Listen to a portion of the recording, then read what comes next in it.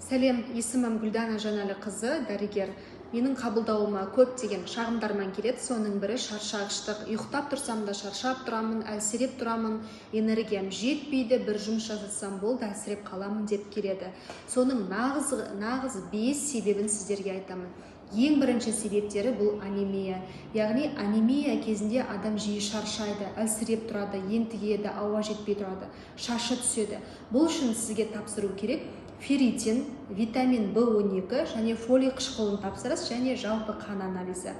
Екінші бір себебі бұл D3 жетіспеушілігі, яғни витамин D3-дің жетіспеуінің әсерінде бізде әлсіздік, шаршағыстық, энергияның жоқтығы, ұйықтап тұрсаң да бір ұйқың қанбағандай, бір үстіңді ауыр басып тұрғандай болады. Бұл D3-дің жетіспеуінен болады. Бұны лабораториядан D3 деген анализді айтсаңыз болды, барлық жерден тапсыруға болады.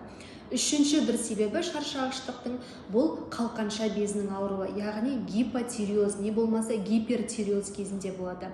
Бұл кезде адам әлсіздік, шаршағыштық, салмақ қосу, энергияның жоқтығы, ашушаңдық деген сияқты белгілермен сипатталады.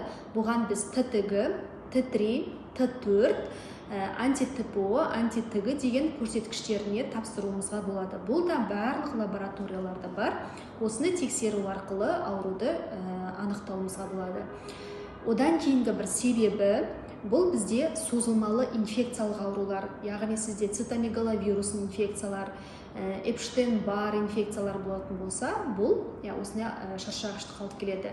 Бесінші бір себебі бұл яғни выгорание, яғни шаршағыштық, созылмалы шаршағыштық.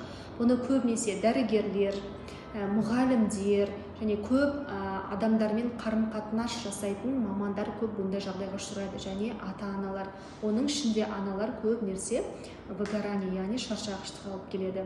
Сол үшін мен тек қана шаршап жүрмін деп қана емес, осы мен айтқан 5 көрсеткіштерге анализ тапсырсаңыз, дәрігерге барып ем алғаныңызға кеңес беремін. Ауырмайық.